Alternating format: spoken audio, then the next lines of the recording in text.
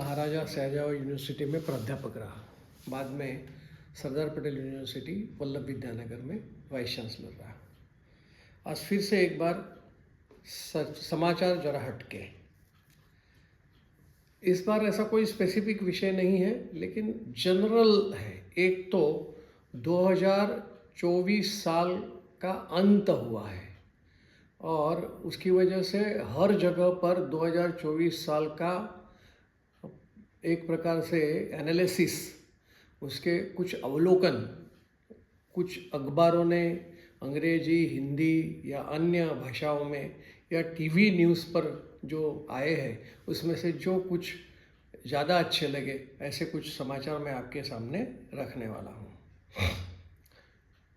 ये world health organisation WHO उसने एक सर्वे किया था जिसमें 4 प्रकार के पेशेंट्स की कैटेगरी बनाई थी। एक था गरीब और दूसरा था अतिशय अमीर, तीसरा विषय था लोअर मिडिल क्लास और चौथा अपर मिडिल क्लास। इन लोगों की बीमारियों का जो खर्च है, अस्पताल का हो या दवाइयों का हो, तो जो ऐसा खर्च है वो कौन उठाता था? तो उसके लिए एक है सरकार, दूसरा है कुछ बीमा की योजनाएं और एक जो है वो पेशेंट खुद अपनी जेब से भी खर्च करता है। तो अवलोकन जो आया है वो बहुत ही आश्चर्यजनक लगता है। ऐसे कैसे हो सकता है? लेकिन जो है वो वर्ल्ड हेल्थ ऑर्गेनाइजेशन WHO ने कहा है।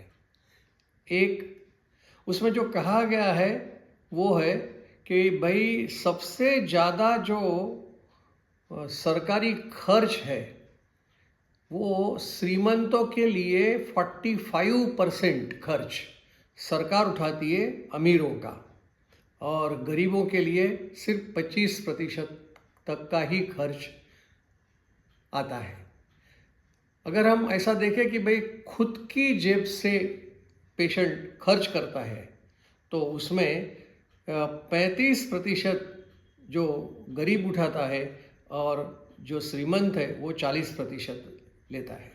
सोशल हेल्थ ऑर्गेनाइजेशंस और सोशल हेल्थ इंश्योरेंस का जो लाभ है वो श्रीमंत 35% का लेता है और जो गरीब है वो सिर्फ 5% का ही उसको लाभ मिलता है।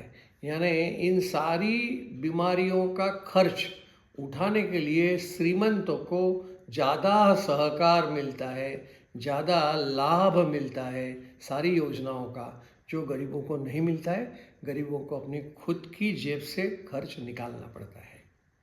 आगे बढ़ते शायद हम लोग सब जब छोटा प्रवास हो या बड़ा प्रवास हो, उस प्रवास में गूगल मैप का उपयोग करते हैं।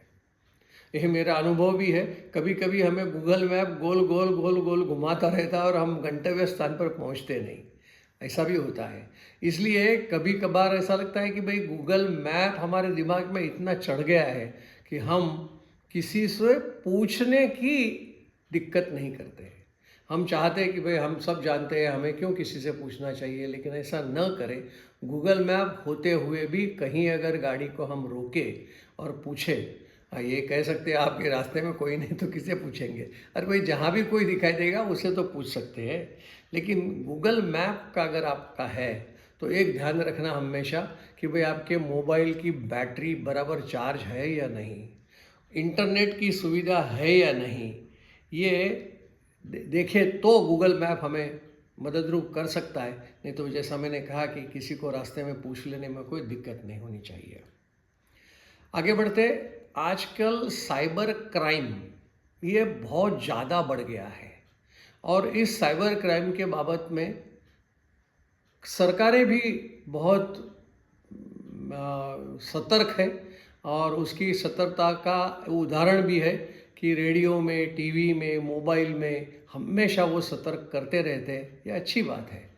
लेकिन क्या हमें गूगल क्रोम करके जो वेबसाइट है, वो गूगल क्रोम ने एक अच्छा प्रयोग किया है। वो है AI के आधारित, आर्टिफिशियल इंटेलिजेंस के आधारित उन्होंने स्कैम डिटेक्शन टूल बनाया है। यानी कभी ऐसा कुछ हुआ तो गूगल स्कैम हमें अलर्ट कर देता है कि भाई ये आप कहीं और जगह पर फंसने जा रहे हो, इसलिए गूगल क्रोम का जो स्कैम डिटेक्शन एआई आधारित है वो हमें सावध करेगा। आगे बढ़ते पता नहीं, इसका मेरे पास कोई प्रमाण नहीं है, लेकिन फिर भी अखबार में जो फिगर्स आई है उसके आधार पर मैं आपको बता रहा हूँ। भारत एक बचत करने वाला देश रहा है हमेशा, और उस बचत का यहाँ तक हम शिखर पर पहुँचे थे कि करीब 27% ऑफ जीडीपी ये भारत का सामान्य नागरिक करता था। लेकिन आज की स्थिति ये है कि ये बचत का जो प्रमाण है वो बहुत ही घट गया है, जो 2021 में 23.3 लाख करोड़ की बचत भारतीय नागरिकों ने की। लेकिन वो घट गया, 22-23 की मैं बात कर रहा हूँ, 14.2 लाख करोड़ की बचत हुई। 23-24 का सिर्फ 1 लाख, यानी हम कहाँ बचत करने में माहिर थे वह बचत अब कहीं पर भी नहीं दिख रही है। ठीक है, आगे बढ़ते हैं। भारत में महंगाई दर तो हम जानते हैं, उस महंगाई का दर हम अगर अलग अलग राज्यों का महंगाई दर, रेट ऑफ इन्फ्लेशन अगर हम देखें तो ध्यान में आता है कि सबसे ज़्यादा इन्फ्लेशन रेट मणिपुर का है। पता नहीं वहाँ पर जो डिस्टर्बेंस है उस डिस्टर्बेंस की वजह से या नहीं मालूम नहीं, लेकिन 10.2% का वहाँ का इन्फ्लेशन रेट है। दूसरे नंबर पर छत्तीसगढ़ आता है जिसका 8.31% इन्फ्लेशन है, बिहार का 7.55, उड़ीसा का 6.78, उत्तर प्रदेश का 6.56%। लेकिन महाराष्ट्र का इंडस्ट्री जहाँ पर है उसका जो इन्फ्लेशन रेट है वो इन सारे राज्यों से कम 4.82% इतना महंगाई दर है। आश्चर्य है कि पूर्वोत्तर भारत में महंगाई ज़्यादा है, ये ध्यान में आ रहा है। या तो जो गरीब राज्य है उनका ही महंगाई, जैसे ओडिशा, छत्तीसगढ़, मणिपुर, बिहार, यह सारे गरीब राज्य है, फिर भी वहाँ का महंगाई दर जो है वो इन्फ्लेशन रेट है वो ज़्यादा है। आगे बढ़ते हैं कि इस देश पर कितना कर्ज है। We are borrowing the loan, तो वो लोन कितना है? अगर 2010 की बात करें, साल 2010, तो उस वक्त 290 अरब डॉलर इतना हमारा लोन था 2010। अब अगर हम उसके बाद 12 साल तक जाते हैं तो 2022 में 615 अरब डॉलर इतना हुआ है, और 2023 में तो वो भी और बढ़ गया है, 647 अरब डॉलर इतना कर्जा इस देश पर पड़ा है। अभी 2024 की फिगर तो नहीं आई है, लेकिन वो भी 100% ज़्यादा ही होगी। आगे बढ़ते हैं।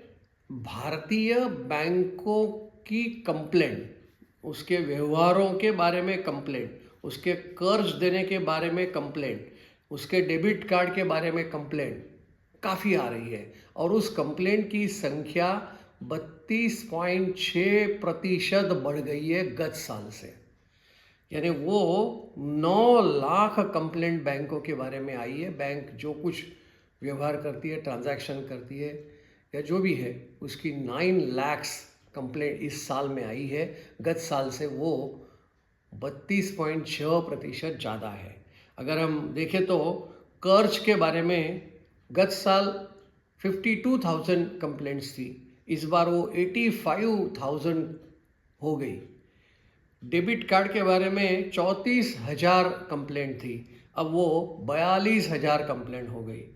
बैंकिंग के बारे में 43,000 कंप्लेंट्स थी, अब वो बढ़कर